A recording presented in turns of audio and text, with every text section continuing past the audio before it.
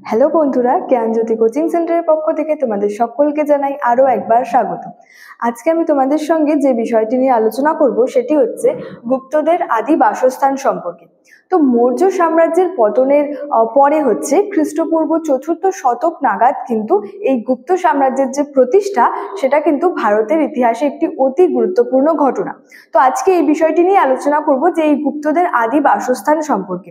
বিষয়টি শুরু করার আগে তোমাদেরকে একটু বলে দিতে চাই যে তোমরা যারা এই সেমিস্টারে আমাদের সঙ্গে যুক্ত হতে চাইছো তারা উপরে দুটি নাম্বার দেখতে পাচ্ছ 6295916282 এবং 7076398606। এই দুটি নাম্বারের মধ্যে কিন্তু যে কোনো একটি নাম্বারে যোগাযোগ করে আমাদের সঙ্গে যুক্ত হয়ে যেতে পারো।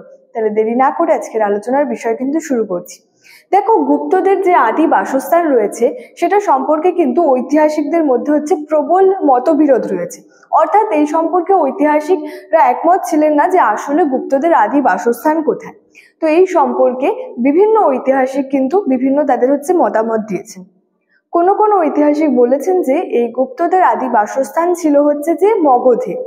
আবার কোনো কোনো ঐতিহাসিক বলেছেন যে গুপ্তদের আদি বাসস্থান হচ্ছে যে বাংলায়। তো এই সম্পর্কে ঐতিহাসিকদের হচ্ছে বিভিন্ন মতবিরোধ রয়েছে। যেমন প্রথমে বলা হয়েছে যে কে.পি. জয়সওয়াল বলেছেন যে এই গুপ্তরা ছিলেন হচ্ছে জাট বংশীয় এবং এই পাঞ্জাবে হচ্ছে জাট বংশদের সঙ্গে গুপ্ত সম্রাটদের হচ্ছে সম্পর্কিত ছিল। তো সুতরাং তাই বলা হয়েছে এই গুপ্তদের আদি বাসস্থান হচ্ছে পাঞ্জাবে ছিল। এরপরে হচ্ছে ডি.সি.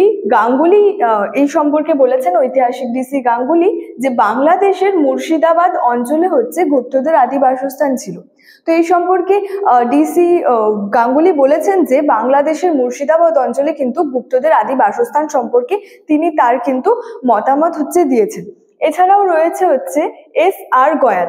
এস.আর. গয়াল কি বলেছেন যে এই গুপ্তরা ছিলেন হচ্ছে ব্রাহ্মণ। তো এদের আদি বাসস্থান সম্পর্কে তিনি বলেছেন যে প্রয়াগ, মথুরা এবং কাশী এই অঞ্চলের আর কি মধ্যবর্তী স্থানে আর কি এই গুপ্তদের কিন্তু আদি বাসস্থান ছিল।